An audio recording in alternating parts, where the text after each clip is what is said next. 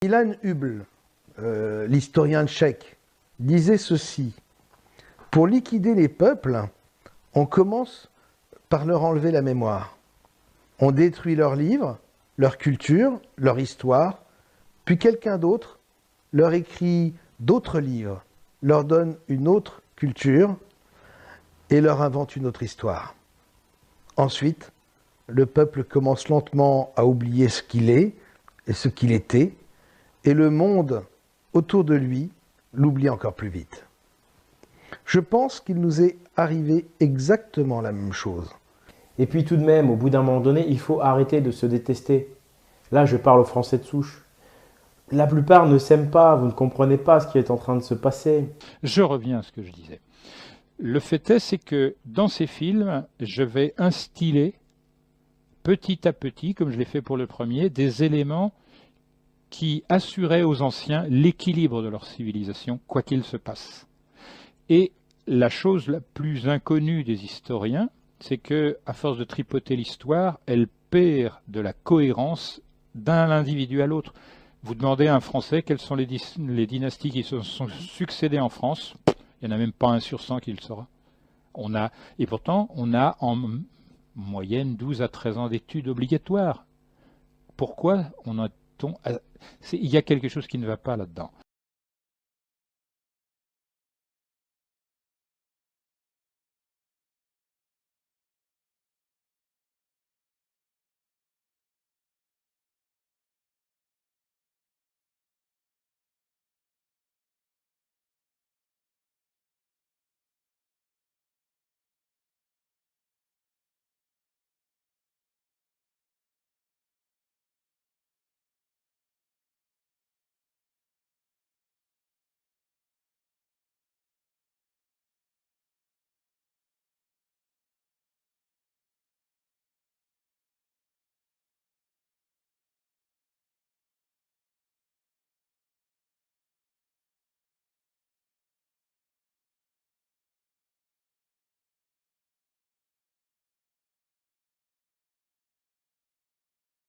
Parce que les Gaulois ont hérité de l'art du fer, ils sont même allés l'exporter jusqu'en Égypte, des choses comme ça.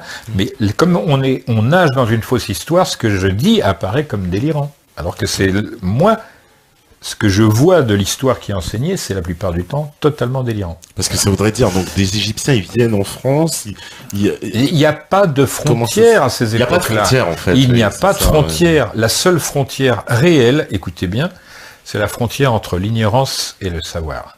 Une chose que l'on sait, personne ne peut nous la retirer. Premier aspect. Deuxième chose, on n'a plus besoin de croire. On n'est pas assujetti à la volonté de quelqu'un d'autre parce que le vrai, on le possède ou on ne le possède pas. Or, c'est ça qui guide la vie humaine. C'est l'amour du vrai en profondeur. Ceux qui n'aiment pas le vrai, ce sont ça les ennemis du peuple. Voilà. Ceux qui mentent, qui manipulent, comme le Gollum chez nous, ceux-là sont à bannir. Je ne veux pas tuer machin, truc ou bidule. Je dis, ces gens-là sont des malades, ils ne vivent pas. Ils font semblant. C'est des ersatz, c'est du Canada Dry, alors qu'il y a de l'alcool. Voilà.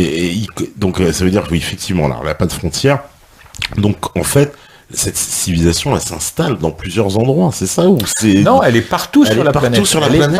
Elle est partout. Je vais donner un autre exemple. Il y a au nord-est de l'île de Pâques un mont qui est un ancien volcan, il s'appelle Poike. Oui. Poike. Bah, ça, c'est du hollandais actuel. Et ça a le même sens au hollandais. Donc cherchez en hollandais Poike et vous allez voir que ça correspond à un chaudron. Un chaudron à l'ancienne que trimbalaient les marins pour se faire cuire de la bouffe. Et ben, un volcan et chaudron, la base sémantique est la même. Comment se fait-il qu'à l'île de Pâques, on ait un nom comme ça? Alors, ce qui est d'autant plus curieux... Un nom des indigènes, bien sûr. Oui, c'est des Rapa Nui, puisque ça... Ouais. Voilà. Mais l'intérêt de la chose, c'est de savoir que Jacob Roggeveen, qui est un Hollandais, lui, va découvrir ça, et va se dire, mais attends, ces gens-là parlent le hollandais. Mais ça, personne n'en parle, personne ne le dit. Voilà, sous le couvercle. C'est comme un peu ces structures, alors là, les structures Incas, comment ils ont fait pour faire ce Machu Picchu à des... je ne sais pas combien de mètres. C'est là que se pose le problème que j'évoque sans le dire dans ce premier film. Tous les sites de l'équateur penché sont énigmatiques. On ne sait pas pourquoi, on ne sait pas comment, ni qui, ni quand. Paf, terminé, il y a... Voilà. Vous êtes enseignante toujours ? Non, depuis 2 ans, je me suis mise en disponibilité, en congé sans solde, parce que j'estime que ma discipline est devenue aujourd'hui inenseignable. Et avec la réforme du bac, l'histoire-géographie. Pourquoi ? Parce que les programmes scolaires tels qu'ils sont faits aujourd'hui sont ou infaisables ou avec une chape de plomb idéologique qui font que... déjà, vous avez des approches qui sont essentiellement thématiques. Si je considère par exemple ma discipline en géographie, on ne fait plus de géographie physique, ce que je considère être la base de la géographie. On fait que de la géographie des flux, les flux humains, les flux de capitaux, voilà, c'est-à-dire le monde liquide. Et puis en histoire, quoi qu'on nous dise, bien sûr, il y a un fil chronologique, parce qu'on n'ose quand même pas encore mettre en 6e la Révolution française et en 3e Rome. Donc il y a encore un petit peu une vague trame chronologique. Mais en réalité, à l'intérieur, c'est des approches thématiques qui ne permettent absolument pas aux élèves de comprendre la continuité historique des faits qu'ils étudient. Et nos élèves sont des espèces de zappeurs perpétuels. Et moi, si vous voulez, j'ai beaucoup de souffrance à enseigner, à devoir enseigner de cette façon-là. Et je considère que les élèves sont en quelque sorte des cobayes d'une déconstruction de notre histoire, de notre géographie, de notre culture collective. Et le résultat est en train de s'aggraver parce que la réforme du baccalauréat, les programmes d'histoire-géographie au lycée sont infaisables. Et là, on vient d'annoncer les épreuves du baccalauréat en histoire-géographie. C'est absolument scandaleux. On est en train de revenir à une formule de l'épreuve d'histoire au bac qui revient à l'épreuve du brevet des collèges. C'est fini la composition, c'est fini la dissertation en terminale. Où est-ce que vous vraiment enseignez ? inquiétant. J'enseignais en collège, toutes sortes de... Mais à Paris ou J'ai enseigné beaucoup en banlieue et dans la banlieue de Rouen aussi. La grande distinction entre les sociétés africaines et nos sociétés occidentales, c'est le communautarisme du côté africain, l'individualisme du côté occidental. Mais attention, l'individualisme n'est pas tombé du ciel, ou plutôt si, il est tombé du ciel avec l'étape de la loi démocratique et les révolutions européennes. Nos sociétés occidentales ne furent pas toujours individualistes. Nous étions dans un monde de solidarité, nous étions dans un monde de corps intermédiaires, nous étions dans un monde d'éléments qui s'appuyaient les uns sur les autres. Nous sommes devenus individualistes au forceps. D'abord, la réforme qui a rompu l'unité religieuse de l'Europe. Ensuite, les révolutions philosophiques, les philosophes, le XVIIIe. Ensuite, la Révolution française. Ensuite, les révolutions industrielles.